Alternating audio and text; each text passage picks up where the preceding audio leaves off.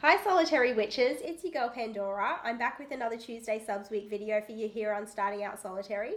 And this week we're talking about whether we practice in certain times and places or whether we incorporate our practice into every aspect of our everyday lives.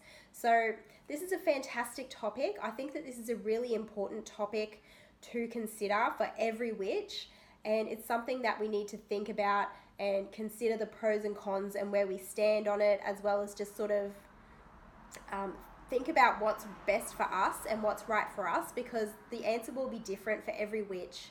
And I do think that every witch will benefit from considering to what extent they reserve magic for certain times and places, and to what extent they make it a part of their everyday. And I loved watching Drew's video on this topic, and I can't wait to hear all of the other subs talk on this topic. So this is a topic that I have seen debated in the community, and I'm showing my age here, but in the early 2000s, I used to follow a blog by a guy who, in one blog post, made fun of the Llewellyn Spell a Day Almanac, and he sort of argued that, isn't it a bit silly to cast a spell every day? Wouldn't it be better to just reserve your magic and save it up for when you need to pull out the big guns? So kind of save it for when you really need it, kind of thing.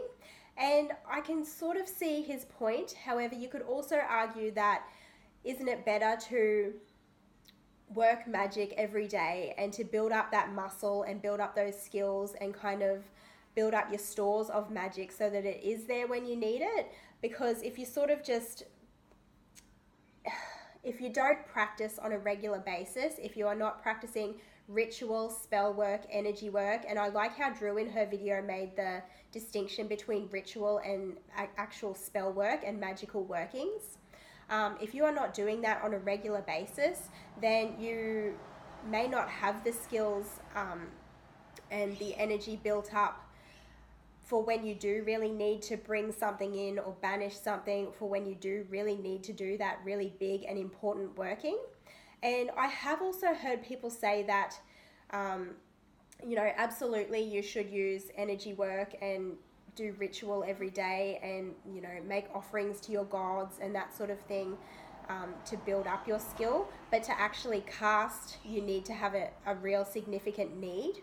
Now, there's a few things that I have to say about that. One is that, define need. When we're looking at, good old Abe Maslow's hierarchy of needs, and you've got food, shelter, safety and all that stuff down at the bottom for your survival needs. And then at the top, you've got self-actualization. So you need to actually be fulfilling your potential as a human, having connections with other human beings, having relationships, and doing something, having a sense of meaning and purpose. So, certain things may not be survival needs, but are they still needs according to this pyramid? Absolutely they are. So you could argue that, certain things, although they are not survival needs, they are still needs, and so they're absolutely a legitimate thing to cast magic for. And the other thing that you could argue is something that I learned about by watching Shay Skapevsky, and I watched Shay Skapevsky. I'm so sorry if I've said his name incorrectly, but it's a bit of a mouthful. I watched his YouTube channel, and I bought his book. I loved his YouTube channel so much that I bought his book, and I'll link to his channel below if I can.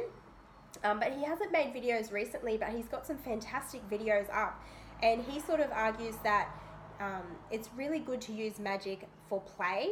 So it's not just something that you pull out from time to time when you really need it, but it's something that you work with regularly and daily, and really just play with and have fun with and enjoy. And I absolutely think that that's right, and I think he has a really great point. So there's different opinions about this, and I guess the answer will be different for every witch. For myself personally, I do a little bit of ritual and like formal ritual and spellcraft and you know, energy work as often as I can. And I'll do things like meditate on my chakras and clear my chakras and clear and cleanse my aura and heal my aura and make sure that my energy is vibrating where I want it to be at. And also with my home, I'll physically clean it and do the upkeep, and then I'll also energetically cleanse it and set the intention and the vibration and the energy that I want in my home. So and then there'll be certain times that I will do formal ritual. I'm the first to admit that I sometimes struggle with consistency in my formal practice. However, my informal practice and things like meditation, I'm really, really consistent with. I meditate every day without fail.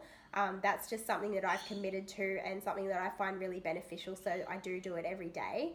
And when I'm using a little bit of magic in my everyday life, I'll sometimes use things like visualization. So for example, if I'm cleaning my dishes, and I do my dishes by hand, I haven't got a dishwasher at the moment, so I'll single task and do it as a mindfulness exercise. So it's not magic per se necessarily, but it is meditation, and meditation is really important for being able to do magic and using your visualization and being able to get yourself into that relaxed alpha brainwave state.